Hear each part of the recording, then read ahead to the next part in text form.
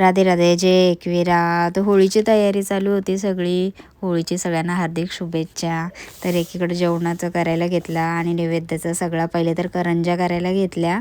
सुतलफणी मेसूरच्या करंज्या करायला घेतलेल्या. एकीकडे लाटल्या, एकीकडं भरून घेतल्या. लगेच एकीकडं तेल ठेवला गरम करत, ते पण तळत ठेवल्या करंज्या. नंतर मग पुरणपोळ्या करायला घेतल्या. पहिले मी अशा सगळ्या भरून घेते, मग पटापट लाटायला पण भेटतात. मग एकीकडे लाटून घेतल्या, उलटून पण घेतल्या आणि पोळ्या मस्त झालेल्या. मी पुरण भरपूर भरते, फुगल्याने तरी चालतील पण पुरण भरपूर भरते, तेव्हा मग पोळ्या जरा चांगल्या लागतात. इकडं भांडी जरा आवरून घेतली. त्यानंतर मग भाज्या वगैरे करायला घेतली. मटरची भाजी करायला घेतली. फ्लावर वगैरे त्यात घातला, फरसबी वगैरे नाही, बिना कांदा लसणाचा सगळा. मग अद्रक खिसून घेतला, मिरची टाकली, सुकी मिरची, मसाले टाकून मटर सगळी भाजी टाकून दिली त्याच्यात आणि मग गरम पाणी टाकलं आणि ती शिजत ठेवली. एकीकडे कोबीची भाजी करायला घेतली. मिरची कोथिंबीर मिक्सरला लावून तेलावर परतून घेतली. राई जिरा कढीपत्ता वगैरे घातला त्याच्यात, हळद धना पावडर. नंतर मग टॅमॅटो घातले, कोबी घालून घेतली त्याच्यात, ती पण परतून शिजत ठेवली. वरण घातला फोडणीला, मिरच्या टाकल्या त्यात, राई जिरा सुकी मिरची टाकली, हळद धना पावडर वगैरे, टॅमॅटो कोकम पण घातला. त्यानंतर ओला खोबरा आणि गूळ घातला थोडासा. मटरच्या भाजीत पण ओला खोबरा आणि गूळ घातला थोडा.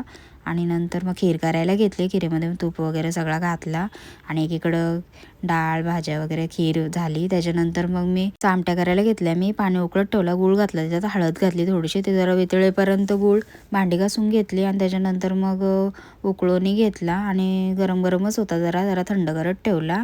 त्याच्यानंतर पटकन पीठ वगैरे पण मळून घेतला आणि एकीकडं आमट्या वळायला घेतल्या. मस्त वळत होत्या पटापट. त्याच्यानंतर सगळ्या ते वळून झाल्या. मग एकीकडे कढई ठेवून त्यांना पण तळून घेतल्या, मस्त फुगलेल्या अशा मस्त. आणि मी यात पण गूळ वगैरे असं जास्त घालते, मग जरा चव येते. त्यानंतर पापड्या वगैरे तळल्या. त्याच्यानंतर पुऱ्या पण केल्या मी थोड्या पुऱ्या करून. नंतर माझा भाऊ आलेला, मला पोळ्या मम्मीने सगळा पाठवलेला. हे सगळा छोटा भाऊ आलता माझा.